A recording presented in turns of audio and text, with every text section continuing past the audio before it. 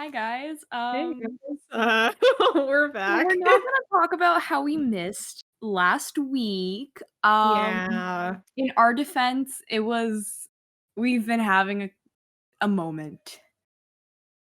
Yeah. Um, and like we're on finally on spring break, so Yeah. we're gonna I don't know, we're just gonna chill Just this week and stuff yeah. like that. Hope everyone's doing good. Welcome back, of Yeah. course. I'm kinda sad we missed last week though, because we wanted to talk about The Yeah, Falcon and the Winter Soldier, which we can still do, but, like, we're not there for, like, the beginning, which is fine. It's fine because it is. I have some choice words. I have some choice words, but, you know. But hey, while we're here, while you've mentioned Falcon and the Winter Soldier, it came out 2 weeks ago, It did. and I adore it so It's much. good. It's good. Let me just say, I have been waiting for the show since it got announced. Yeah. Um, It's been a long time coming. it really has been Let's because be real, we've been waiting since, like, Civil War. definitely. But Bucky and Sam, ever since I became a Marvel fan, has been my favorite dynamic of all time. I will go as far as to argue that they are the best dynamic in the whole MCU. And finally, we have a show that showcases their dynamic. And the thing was, so far, I'm loving it. I'm loving it so much. I was scared that they were gonna be wimpy with it, but so far, they've been doing such a good job. And you know what I love about it is that they're really selling the frenemy part. Like, they're Yeah. really selling it. Like, because I didn't even, like, think about it, but as soon as, like, the show started, I was like, I hope they're not just gonna be, like, buddy-buddy all of a sudden because of Yeah. some traumatic event. Like, no, they are still at each other's throats, but also still respect each other. And I really appreciate that. Like, the second episode, Mm. mm, Mm. really just Oof. went Man, okay, off. first off, we're just gonna say this out front. I'm gonna use, PG words, but screw John Yeah. Walker. We hate him Screw so much. him. That He being can said get jumped. He that can being go said get jumped. He can get curb stomped, and I wouldn't feel bad at all. we're talking about the character, not the actor, No, so do not get that mixed up. Wyatt Russell, yeah, Wyatt Russell is doing a phenomenal job. He's He doing a really phenomenal job. Like, go off, good sir. But because John listen, Walker, screw him. let a gun go Listen, off in I your have head. never That's really intense, intentionally but I've never intensely hated a character like this since, like, forever. I hate him more than I do Thanos. And if any of you know who I am, um, I'm a Tony Stark stan. Like, Yeah. it's a little scary. But yeah, and Thanos pretty much caused his death. So, well, is that me being in denial about Yeah, who? it definitely You is. know We what? we It's hop fine. over that. Okay, Thanos did things that led to him having to do that. So, I have a pretty strong hatred towards Thanos. And also, like, he killed Vision too, Yeah. and that inadvertently hurt Wanda. So again, it wasn't Wanda's fault. Um, But yeah, I hate John Walker more than I do Thanos because I'm gonna let you talk, Sophia. But I'd just like to say once again, this show is so good because it's so, like, it's tangible. yeah. I don't want to get too much into the politics of the show because, like, that's treading on like, I'm not saying, like, don't talk about those things, but this podcast is, like, not necessarily to talk about Yeah. politics, and We it's wanna not to, steer like, clear of ignore it. It's just saying, like, this isn't the place because some people are looking for a place to get away for it, even if it's just yeah. like 50 minutes to an hour. So yeah, you can go. Oh, I was gonna say, like, yeah, 100% agree with you. But I was just like, as I've been saying, I've never hated a character this much. Got And such a punch. you know writing is good. The writing in the show is so good. If I can just I can hate a character this much. I have this much of a negative, intense feeling because listen, I don't usually hate fictional characters. Like I can have a distaste towards them, but I don't outright hate them. But with John Walker, I hate that man It's so so much. like you thought you hated Hayward from WandaVision. Yeah. You thought you hated him. God, No. That no. dude was just someone you don't really want to talk to. John Walker is like a venomous, seething, putrid hatred. Mm-hmm. And I'm here for it. And it's like the little things that makes me really like just absolutely hate him. Like, okay, listen. So I watch the episodes in the morning because a little thing about like our class schedule. For me, my classes on Friday don't start until noon. So Yeah, I same. have a good amount of chunk of like a good chunk of time in the morning to just do whatever I want. So I watched the next episode and where was I going with this? Oh, I was like that entire day I was like, "Hey Evangeline, let me know when you watch Falcon and the Winter Soldier. This episode is something." And that night, she sends me basically a whole essay on how John Walker is just the scum of the earth. And one detail I thought was really interesting. Basically, it was like how John Walker is Captain America only for basically almost like his own ego, also because the government just told him to be Captain America. He was like, "This is gonna be good for my ego or my character, Yeah. whatever." Well, Steve Rogers did it out of the goodness of his own heart when you think about his origin story and stuff like that. And Yep. there was this scene in the locker room. This I mean, it's not really spoilers, but take it as you will. It's Tread yeah, we're just lightly. talking about details. Um, there was a scene in the locker room where he's at his high school and he takes the name tag off of his old locker to look at it. Like, it was, like, some other kid's name on it, and he took the name tag off so he could, like, look at it as if it was his own locker, and I thought Evangeline, when you pointed that out, that was so telling of his entire character. Yeah. Also, because technically the first scene, and I forgot to like touch on this with you in our text messages, but the camera work on that, like I know that scene was literally like 2 seconds long when like it's revealed like who the new Captain America. I hate even saying that. He's not Um, when I said I had nothing but respect for my new Captain America, I do not mean him. yeah. Um, the camera work on that and the whole framing of it was so like the camera just goes down and it's like it's not at face level either. I don't think it was. It's like a this is getting so like movie nerd, but like the way the camera is angled is it's a low angle, so therefore he's like above you. And it's his smirk, everything. His posing is like a whole propaganda poster. Okay. Like if you just screenshotted that, it's so genius. Mhm, Carrie Skoglund, definitely I think is. that's how you pronounce her name. She's the director of this. Genius. Can I Genius. can I just say two things? First off, can you tell that Evangeline is taking a film class? Second of all, um, I just wanna say that that scene at the end of the first episode where he gets revealed, he looks like a blobfish. I just I really thought he looked like a blobfish, like, compared to the scene like, a scene where I actually first saw his face. I was like, "That's 2 different people." Also, what my mind just touched on, this is kind of off topic, but still on the topic of Falcon and the Winter Soldier, major spoilers. I'm just gonna say right here, major spoilers for episode 2, where, Bucky was like, you know, "We need to figure out where all the super soldier serum is coming from." And they can't go back to Isaiah. Oh. So they're like, we're gonna go talk to Zemo. And I was like, are they gonna like work together? Can I just share my appreciation for Zemo as a villain? Yes, you can. Like Daniel Bruhl is there was a gift set. I'm seeing like 3 different things, but they're all going to relate to each other. So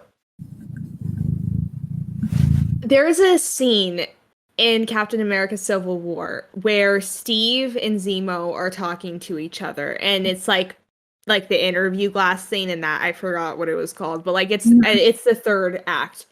And he says something about how it's funny how I just noticed that there's some green in the blue of your eyes. It's nice to know that there's a flaw. And that line couldn't, there's a certain way you have to say that line because it could have come off as so cheesy, but he said it in a way that was so unsettling. And that was like, I mean, I already knew throughout the movie, like, this guy is really pulling off realistic villain. And I'm so excited to see him back again just because like he is such like an unsettling and again with tangible villains. Like it's cool to have your Thanoses and your Ultrons and that kind of thing, your androids, your aliens and your wizards, but the big 3, but it is so refreshing. And like this is about to go into a whole nother tangent. And so hopefully I don't sidetrack. But these villains are so good. Like, when these type of villains show up, they're so good when they do, because a lot of, especially superhero films, cape flicks, as we call them now, they try really hard to get those types of villains, and it just, a lot of the times, it doesn't work. And here's the reason why, is because when The Dark Knight, directed by Christopher Nolan, God King. But when that came out in 2008, that like reimagined the entire franchise and genre of superhero films. Like it brought this whole new realism to superheroes. And in some ways it ruined it, but at the same time it challenged other filmmakers to try and really recreate the Joker, Heath Ledger's Joker. And so it's really like it just like fills my heart with so much joy to see writers. I think his name is Marcus Spellman or Mark Spellman. Sorry if I like said your name wrong. What the? Natasha just scratched me. Jeez. You little. Continue, sorry. It's really nice to see. You only you laugh when I'm in pain.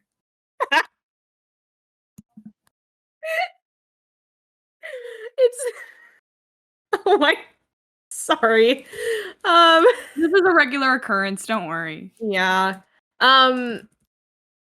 It's really nice to see writers like Mark Spellman create a character. Well, technically he didn't create the character. I meant write the character, because Christopher Nolan didn't create the Joker either. But that's what makes superhero stories so amazing, because yes, we want to, as an audience, like we want the entertainment aspect of it and like the whole like magical like space giant, like all of this CGI, like all of that. But what makes superhero stories so great and what makes comics so great is that there is a heart and soul of it, and there's a realness to it, even though it's kind of being masqueraded by this whole like extra stuff around it. But having characters like John Walker makes you so much more invested in it, because as much as I loved WandaVision was great too, because the villain of the story was really like pain, grief, depression, like mental health. Like that was the real villain of the story, and that's what makes the story so great, not the fact that Agatha Harkness, she's like a witch and she has like crazy powers and like this CGI fight. No, it was the fact that Wanda was suffering from this constant state of like grief and suffering. Mhm. That's what makes stories like these so good. And that's what's going to make the Falcon and the Winter Soldier so good. Not the fact that this whole super soldier serum is going on. It's the fact that John Walker is a very real character in all of our lives. Um, I gotta tread carefully here. He's a very, I'm gonna say tangible, like 10 million times throughout this, but I just like, I don't know why I'm like stuck on that word. A tangible character that we can all like see in our own lives, and that's what makes it so like thrilling. And I just, that whole episode really like, wow, just amazing writing. But you can go now, Sophia. It's your turn after I just went on that whole spiel. I was gonna be like, do we want to talk about the couples therapy scene? I bro, I'm sorry. Go ahead. When he said, if Steve was wrong about you, then he was He wrong was about wrong me, about and his me. voice cracked at the end. If my dad wasn't there, I would have started crying. Me too. No, listen, that line specifically hit me so hard Oh, because Bucky is the thing about his character that I love so much is that he has so much character development, even though in the grand scheme of the MCU, he barely has any screen time. mhm. He just he's not really even a main character in a way. I mean, like, obviously he's a secondary character when it comes to Captain America, but you know, even with secondary characters like Wanda or Vision, they still have a lot of input into the story, while Bucky never really did. I mean, before this, I think he had a total of like 49 minutes of total screen time in the whole MCU. And Yeah. in those very few minutes compared to I don't know how many hours the MCU is, you can tell how much development he has from becoming the Winter Soldier to recovering in Wakanda to being pardoned to witnessing his best friend essentially kind of leave him to go back in time. That's a controversial topic. Hey, we can get into that later or in a little later episode if we want. To trying to integrate himself back into society as someone who lived for over 100 years and still doesn't know how to exactly be human. I love that so much. And to see him go this far and then just hang on to Steve, who I believe is dead or on the moon. You know But what? I would love if he was on the moon. Like, me I too. hope that's just an end credit scene. It's just him on Oh, the moon, Sam like plus Steve vibing. on the moon, on the moon.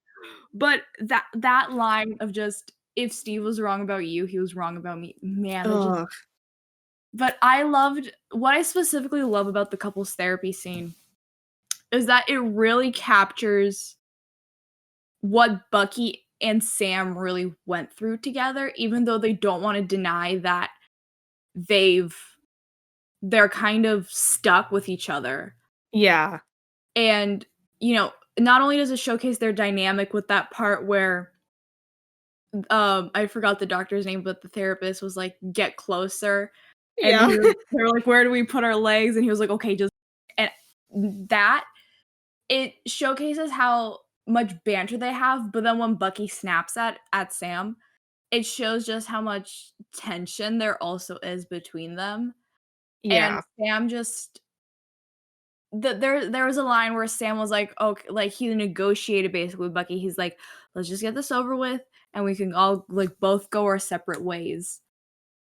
And I think that is a really good segue into that kind of trope of 2 characters hating each other, but at the end of this show, series, whatever, they end up having a more stronger relationship, and that's what I hope happens. And another thing that I like with this is that they're not shying away from letting male characters show a lot of emotion. Ooh, which yeah. that is whatever you guys want to say. I know like most people are going to agree with me but I know there's that loud minority of people who are icky about it, but I feel like that guys, especially younger dudes, really need to learn how to show their emotions better because it's just better for all of us in the long run.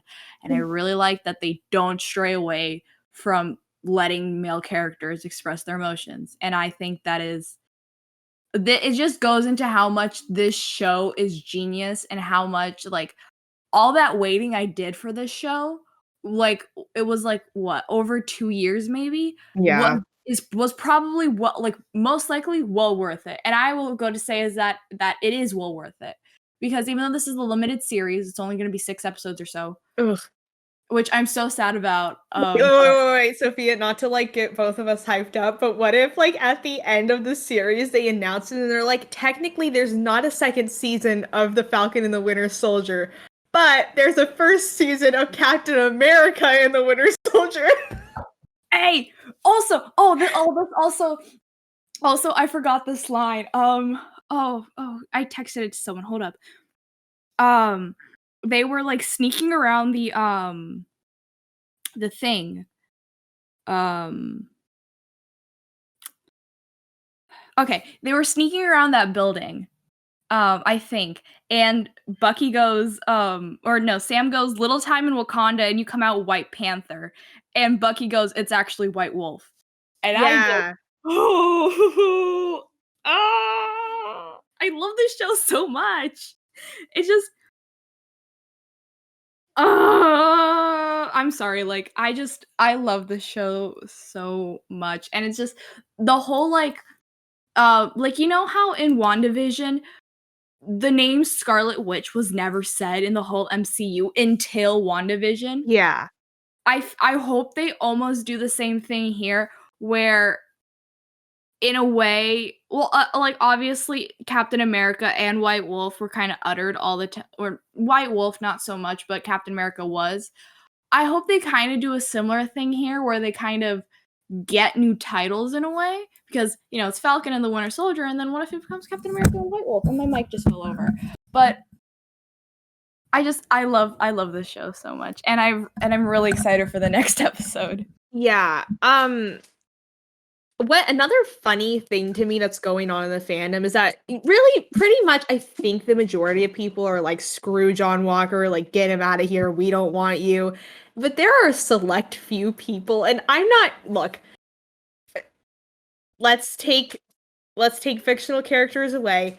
I don't hate you.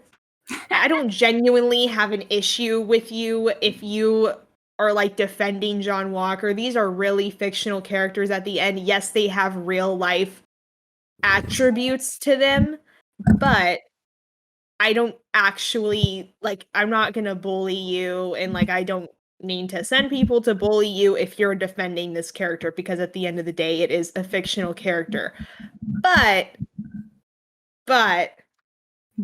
there is a small part of me that questions someone who does defend John Walker, because it's like they're missing the entire, and again, I kind of fall back and forth. It's like, do I expect everyone to like read into media, and like especially like superhero media and all its forms, you know, like do I expect people to look into it and read into it like I do or you do, Sophia? No, not necessarily. But I think like the issue I have, and this is an issue with like, this isn't like, oh, someone doesn't like Kylo Ren, like why wouldn't you like him? Or like, why do you like him? Like that kind of thing. Like Kylo Ren, like whatever, I don't care, like whatever.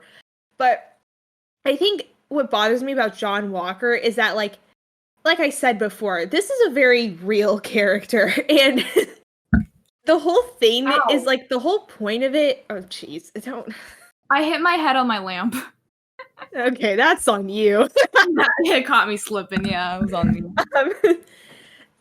The point of John Walker becoming Captain America is the fact that this is what the US government in this universe thinks.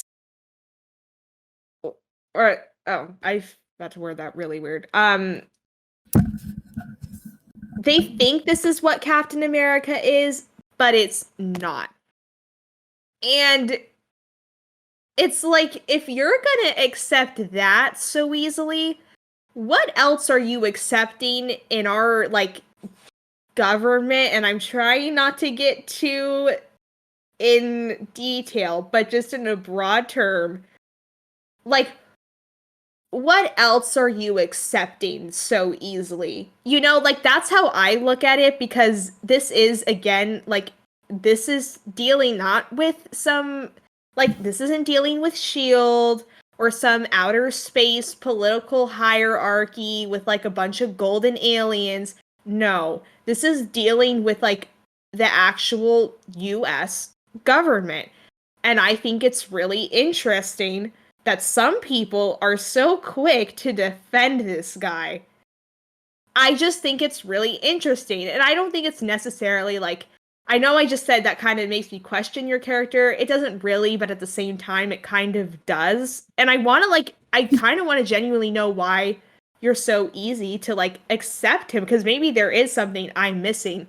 I mean, to be fair, I have read the comics, so I do have a bit of a bias. So maybe that's not the I'm not the greatest person to, like, start a conversation with about it, since I already kind of know what is going to happen if they do follow the comics, which I'm sure this show will. But it's just interesting, to say the least. Very interesting. Definitely. And it's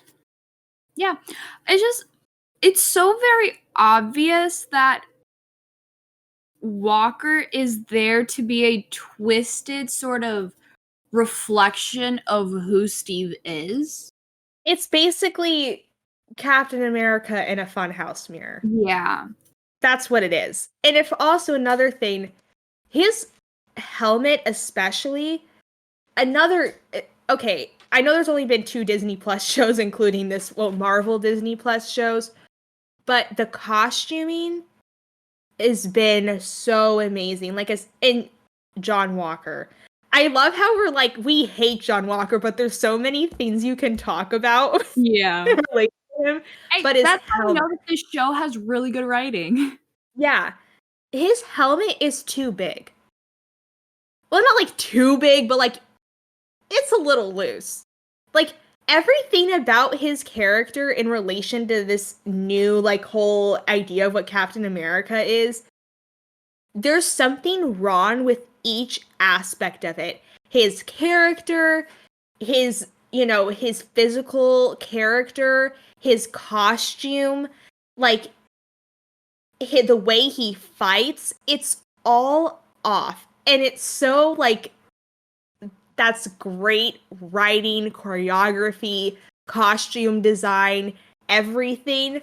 But, like, oh, it annoys me so much, because I feel this show is definitely a lot about, like, symbols. Like, they're nothing without the men and the woman that carry them. That's a theme that's gonna carry throughout this show. And, like, it's really interesting, especially the helmet thing. Like, it's a little too big. Like, it just doesn't look right. Like, even my dad said it. He's like, that costume, that suit looks too big for him. Like, it doesn't look like it fits him right. And it's like, whoa. Yeah, that's what I'm talking about. And even the American flag on his shoulder. Yeah. Even that. It's like, I mean, Sophia's gonna have to hear all of this over again. But it's like, fine with hearing it again. Steve Rogers had the Avengers symbol on his shoulder, while John Walker has the American flag on his shoulder.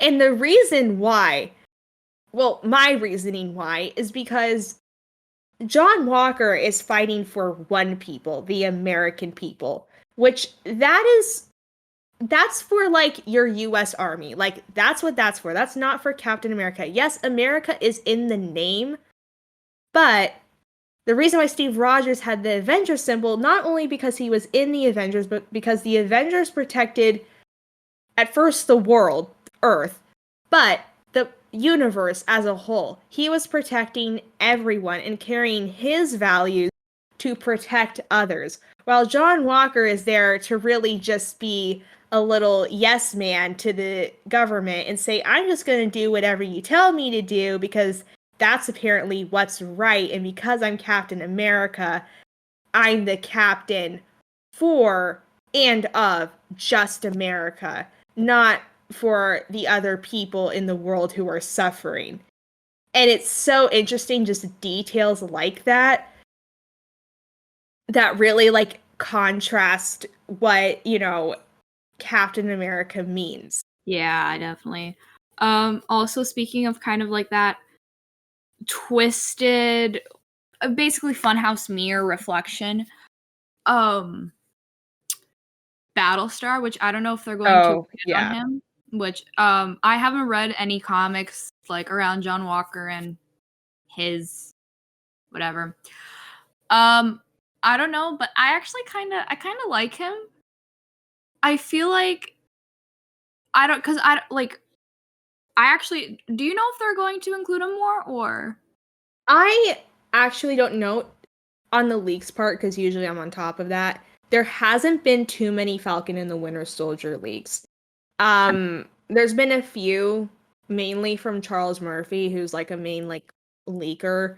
That sounds so bad, but um, but I haven't heard too much about Battlestar as a character. To give some of you guys background though, and probably you too, Sophia, since you said you haven't read those comics. Battlestar, Lamar Hoskins, actually was a character that staged attacks to promote John Walker as Captain America. Like, it's a whole corrupt, like, that's what I'm talking about. Like, the corrupt, like, we're exposing corrupt things. Yeah.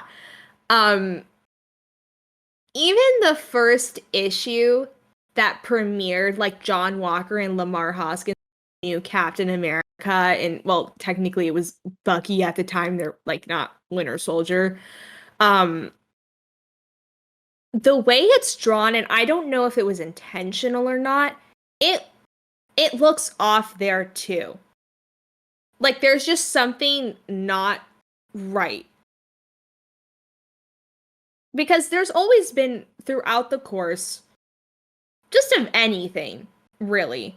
But we're talking about superhero characters in comic books. There's always been like replacements on some level. Sam Wilson and Bucky have both taken up the role of Captain America in the comics. Kate Bishop, Hawkeye, Riri Williams, Ironheart, Iron Man, Kamala Khan, Miss Marvel, Captain Marvel, those kinds of things. That's always been there.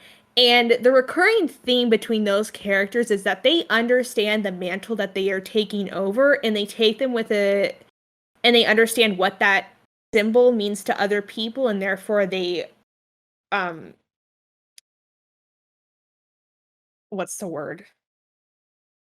They continue representing that symbol. Yes, they're a different person, so of course they're not going to be carbon copies because that's not what replacements per se are for, but it's the symbol that remains the same and is carried on by people who will retain that symbol. Yeah, definitely.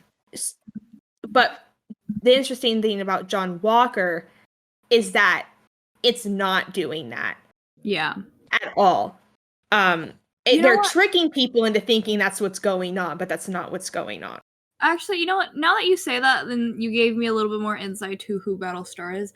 Because the vibe that I got from him during episode 2 was that he's there and he's going to support Walker. Yeah. But deep down inside, he knows that what Walker is doing isn't what Captain America was doing, and that he's not being Captain America. Which maybe that vibe is just deceitful for whoever he actually is. But I don't know. But I don't know. Like for some reason I was like, he feels like that friend that you drag along to like questionable things who doesn't really want to do it but is just there because they're your friend and they want to support you. I've got those vibes from him, but I know that I could be completely wrong. See, I do, you know what? That's an interesting perspective. Because I sometimes have to like look at things, not to like act like I'm better than everyone because like I read the comics or whatever, but I have to like kind of separate the two worlds sometimes because I don't want to let like what I already know ruin Yeah. my perspective of the show because the TV shows and the movies are in ways similar to the comics because obviously you have to have a source material, Mhm. but they're different in their Yeah. respective ways. Um, what I kind of got from John Walker's quote unquote support team, which was I don't know if it was I'm kind of confused on if that was his girlfriend or like his fiance or something like that. I'm just gonna say girlfriend for now. His girlfriend and his friend Lamar. What I got from those two people is that they are simply there as like puppet cheerleaders. Like they're Yeah. just yes mans to support. Um there's nothing really like, to be honest, like you really didn't learn anything about those two characters except that they have some relationship with John and that they're just saying, "Yeah, we love and support you." And that's about it. Their entire character, and it's on purpose, it's not bad character writing. Their entire character just revolves around John. While Bucky and Sam's character, although yes, they are friends, and they are emphasis Steve's equals, not his assets or wingmans. Yeah. Um, they are his equals and his friend, but they also have their own like emotions and their own feelings and values and morals. Whereas, yes, we've only seen those characters for one episode, but Marvel has good writers. We've learned about characters in less than 10 minutes. Oh, sorry. Um, sorry, I'm watching dogs right now. Yeah, no problem. Uh, jeez. Okay. um, Brett, I'm trying to say something important.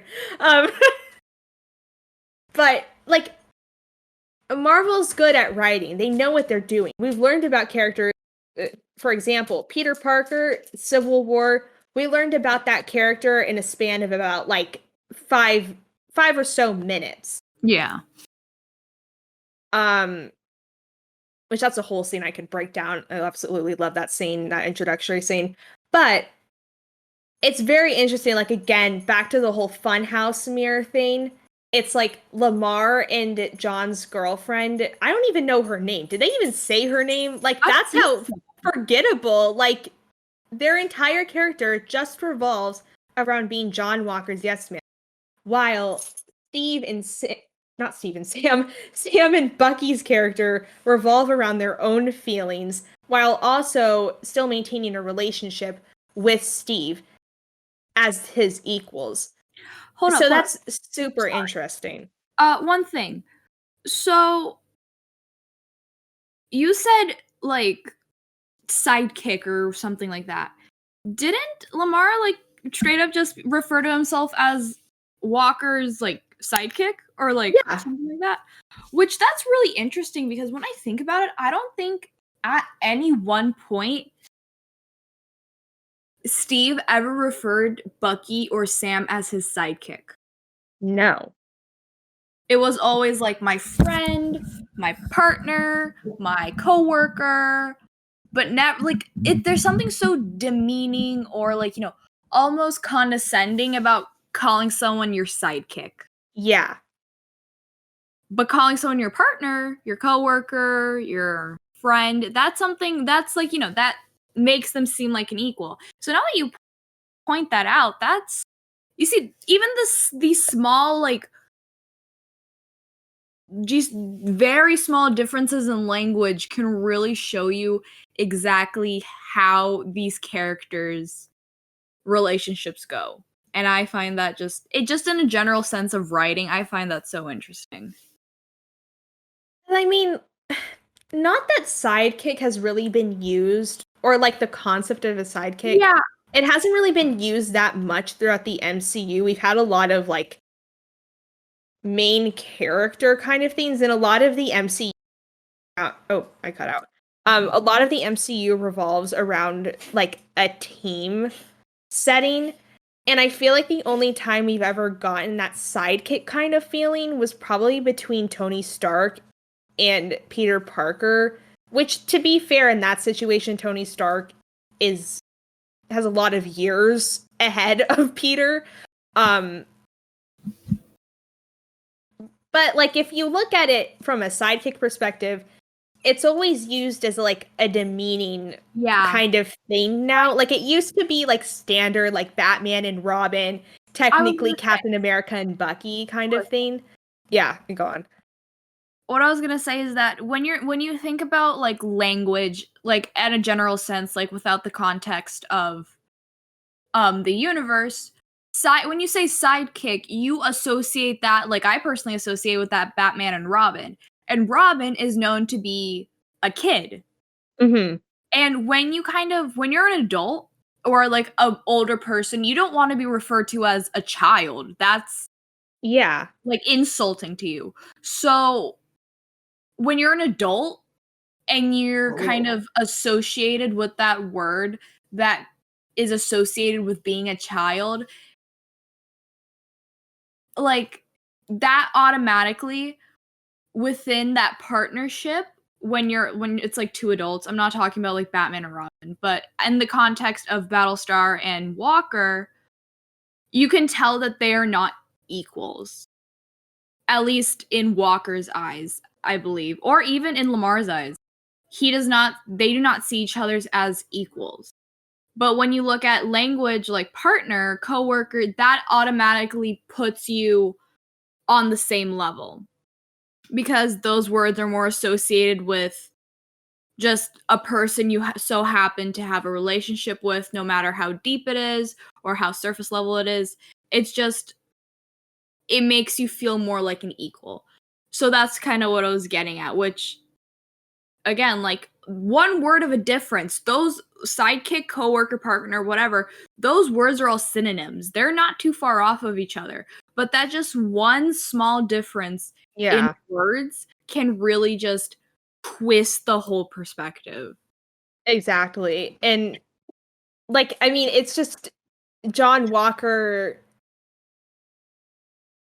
like calling Bucky an asset. Who else called Bucky an asset? Hydra. It's just, and it's the deliver. Oh my gosh, I just like had it. Okay.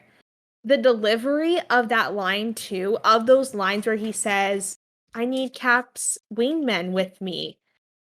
He's a valuable asset." And the way he says it with like that good old boy, like American smile, the smirk, the posture of it, it's like it's trying to deliver something. And the government too in this series, they're delivering something that on the surface level, like when they present it, it's like said with a smile and it's said with like this really like cheery kind of facade around it. But it's like it's actually not a good thing. Like, yes, Captain America, that sounds great. We associate Captain America with good things. I mean, I guess that's depending on who you are, but most people associate Captain America with good things. But that's because Steve Rogers is behind it. But we've gotten so used to just the symbol of Captain America that I guess the audience in this scenario has forgotten what made the symbol of Captain America so good, which was Steve Rogers and his morals and his values. Mm-hmm. But because you just say, "Oh, Cap is back," and you don't look at if you look at it just a surface level, it sounds great. But then if you go in there and understand who John Walker is, you're like, "Oh, that's not so great." It's like the equivalent of him saying, "Oh, he's a valuable asset," like all like cheery and crap. But then if you think about it for a few more seconds, you're like, "Wait a second. No, that's not okay." Like, wait a minute. Wait a minute. Who are you? Like it's just it's really good writing. I can't say that enough. Yeah, same here.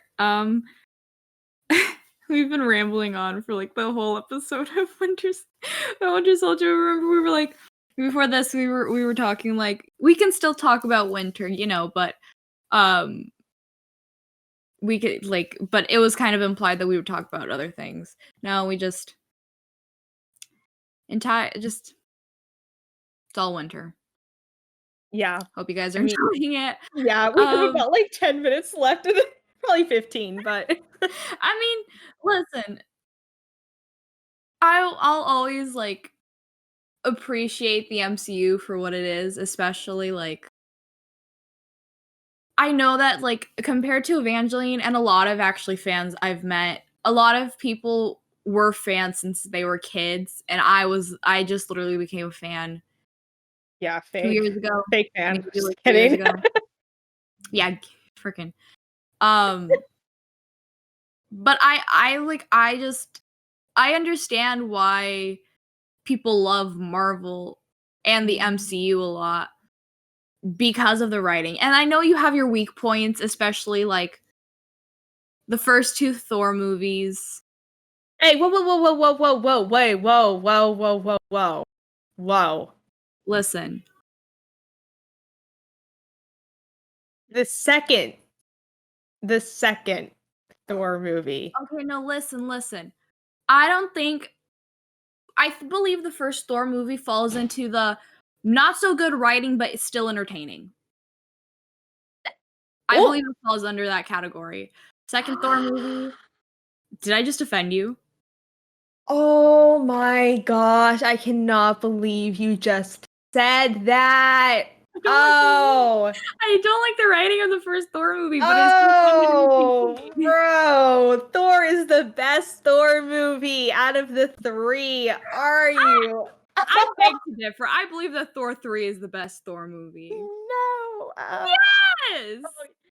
The only common ground we can come to is that Thor the Dark World was bad. Also, the same writers wrote Endgame. And I don't believe that. And I like don't all believe of the Russo films, they wrote all of the Russo MCU films.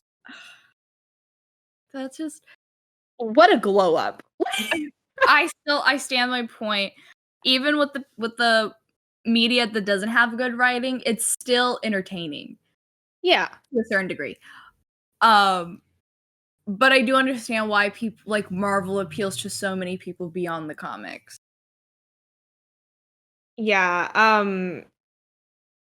It's kind of crazy like how it's evolved. And I think I've mentioned this before, but not that I was gonna stop watching Marvel, but I was getting a little like not scared, but I was getting worried. I was getting a little worried about the status of Marvel because I felt like after Endgame they had almost pushed themselves too far with it and had set up like too many expectations. And so I don't know if that was necessarily why Infinity War and Endgame caused me to not like Captain Marvel, um, Far From Home, Ant-Man and the Wasp as much. I don't know if I think part of it was that, but part of it was also I think they got, in my opinion, I think they got lazy with those 3 films because they were working so hard on Infinity War and Endgame. And personally, I loved Endgame. I know it's kind of a polarizing film in the fandom, but I really loved it. Um, even though I haven't watched it in a while just because like it's emotionally draining in Yeah, good and bad same ways. here. Uh but I just Captain Marvel, Far From Home, and Ant-Man and the Wasp, I did not really enjoy. Like they are not films that I want to watch, which I know Sophia disagrees with me on some of those, but like that's The just only thing personally. I really agree with you is Captain Marvel. Now, at face value, it's not a bad movie. It's okay. It's okay. And I don't really like Brie Larson, but that's Yeah, story that's for another time. story. And I liked Far From Home, and I liked Ant-Man and the Wasp. So your opinion, listen, your offendedness on how I didn't think Thor 1 had good writing, same goes for me with those movies. I also have an issue, and like, ugh, it hurts me so much to say I have an issue with MCU Spider-Man because let me tell you, I said it before in this episode, I absolutely loved Spider-Man in Civil War.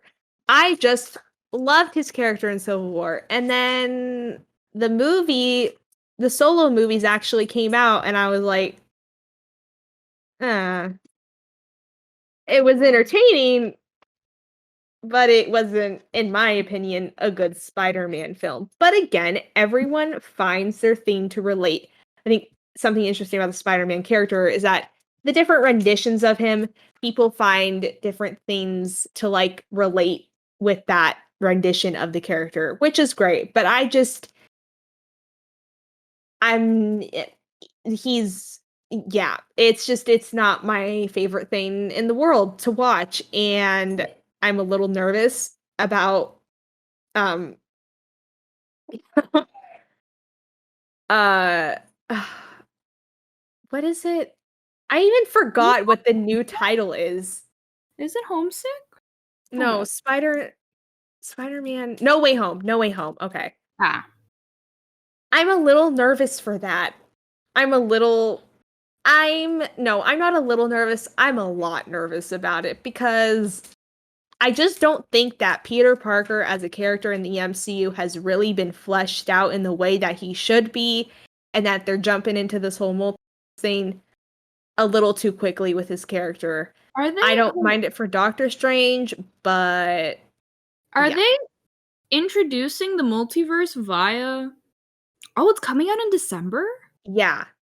Yeah. Um That feels weird. That feels that weird to feels too think about soon, doesn't because it? Yeah. I was watching Far From Home in theaters in what, 2019? Yep. And 2 years 2 years just feels too little time between, like, a trilogy. And plus, in July, we're getting Black Widow in theaters, which first of all, I'm excited for that. I'm gonna go see it for my birthday. Well, Um technically, this Spider-Man film was supposed to come out earlier. So it's like this Oh, wasn't even meant to come out in December. This was supposed to come out earlier. Like if we had don't not had say the that. pandemic and Angela, everything. I'll kick you from the call right now. Don't say that. No, no, no, no, no. I'm talking about Spider-Man. No, I know. Don't remind me that it was supposed to come out earlier. I will kick you. I know, but like, do you know how insane that sounds? Like, I'm not talking about Black Yes! Widow. Yes! You've been saying Black Widow has been in like conception production for how long? It's like really been 11 years in the Yeah. making. Yeah. And we are finally going to get it in July. Yeah. And then this movie, which I am guessing has been in conception production for a minimum of 3 years. I'm just going to give it 3 years to be generous. Yeah, that's generous. I just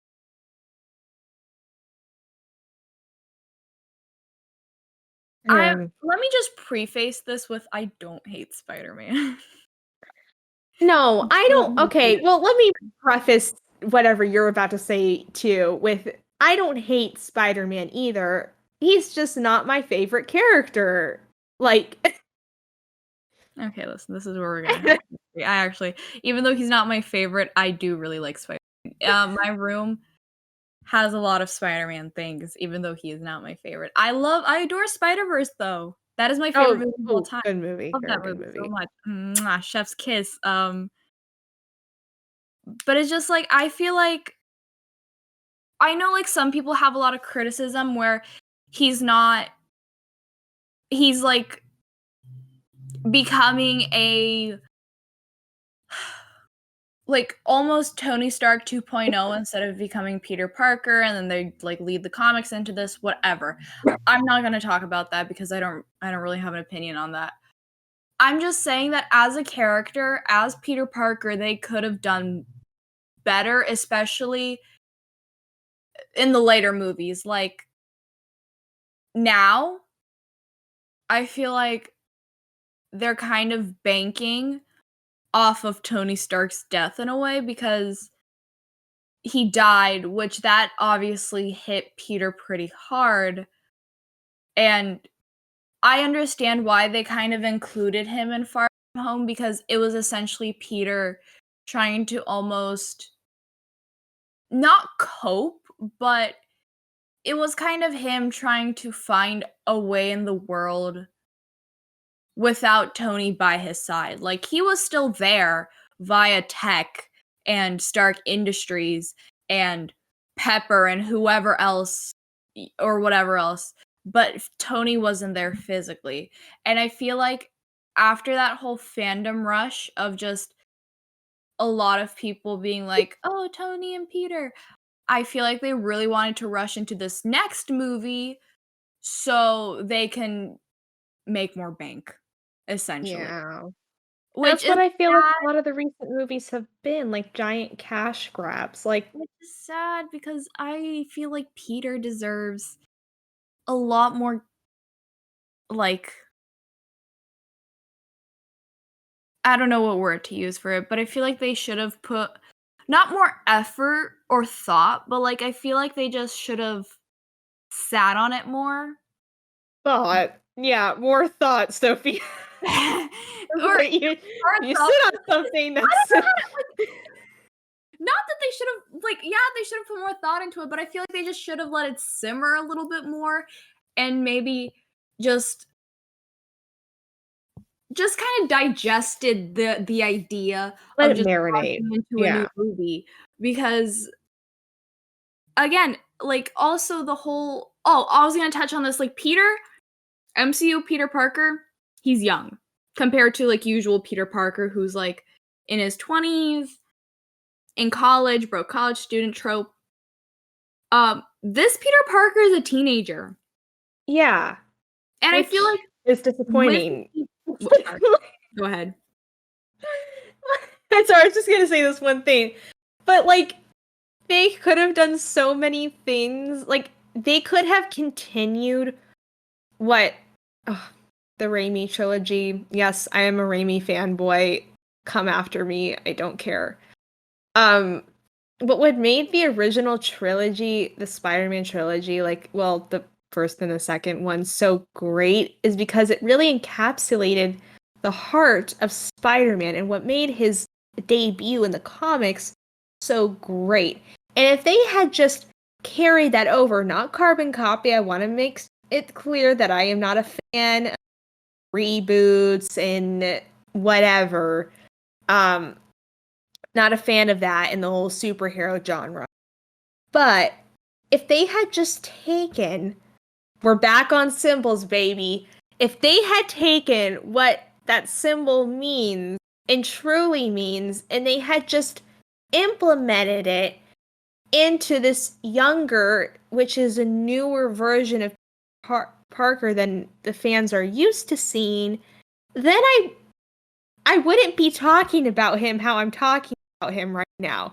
It's just the fact, as Sophia brought up before by critics of this version of Peter Parker, it's that they kind of just said, let's get a young, hip person and slap the name Peter Parker onto him, and he's Tony Stark's little Now listen. pet project. At base value, that isn't a problem. I'm just saying that you have a younger character and you know that as a young person, you are way more impressionable and you have like a lot of time essentially to really mold who you want to be. And I'm just saying that with a younger character, they could have really took that and they could have really wrote a Peter Parker. Yeah.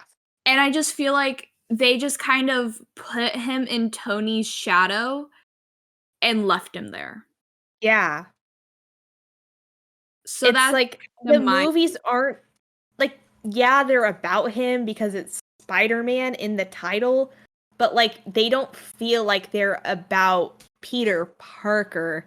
They're about like I feel like this is going to sound really dumb and like somewhat pretentious, but I feel like the movies aren't about Peter Parker. They're about the magnificent, glorious adventures of Peter Parker. Like, I don't know if that makes sense, but it's like just the movies aren't really about him at this point. It's just about like what's going on around him, but they forget to talk about and not just on a surface level, because of course they're going to talk about how the events in the movie are affecting the character, but I feel like they only do it on a surface level, and it doesn't really go any deeper than that, and therefore we don't really get a lot of character development. It's just Peter Parker is put in a tough situation and has to become Spider-Man for that course of time, and he defeats the bad guy, and woo, the movie's over. Oh, and then he got a girlfriend. Like, there's just like, there's nothing. I don't want to say there's nothing there, but there isn't a lot there. Yeah. But again, that's just my opinion. If you relate to this version of Peter Parker and you adore this version of Peter Parker, I'm not here to take that away from you. That's cool. If anything, oh my gosh. If anything, I'm somewhat jealous of you because I wish I could. Oh my gosh, we're gonna have to end this episode soon. Oh yeah. Thank you for. Wait, I wasn't done with my tangent. Wait a second, Sophia. Go. Okay, if I ever say any of the things I don't like about DC, Star Wars, Marvel, and you actually enjoy them, I am jealous of you. I wish I could experience those things. But I don't, due to my own experiences, due to my own biases, due to all of that good stuff. And that's what makes everything so great, is that we all have our different perspectives on things, and therefore we have different opinions on things, which is a very basic surface level thing to say, but it's true. So therefore, the point of this is that try to learn what other people think of different things, and you yourself will become a much more well-rounded person and enjoy life more. And that's where we're going to leave the episode off on, because these dogs are fighting in the background and I'm trying my hardest to not flip out. So bada beam, bada boom. Thank you so much for listening. We really appreciate you sticking around this long and listening to us just rant about Marvel. If you enjoyed this episode, hey, maybe follow us, subscribe, leave a like, maybe leave a comment. Let us know you're there. We are also on Twitter and Tumblr. We are on Twitter at CFG Podcast, and we are on Tumblr at cornflakegang.tumblr. I don't know how the URL goes. Our URL name is cornflakegang. Yeah, and with that being said, we will see you next week, and hopefully we record next week, and don't forget to do it. With that being said, bye everyone.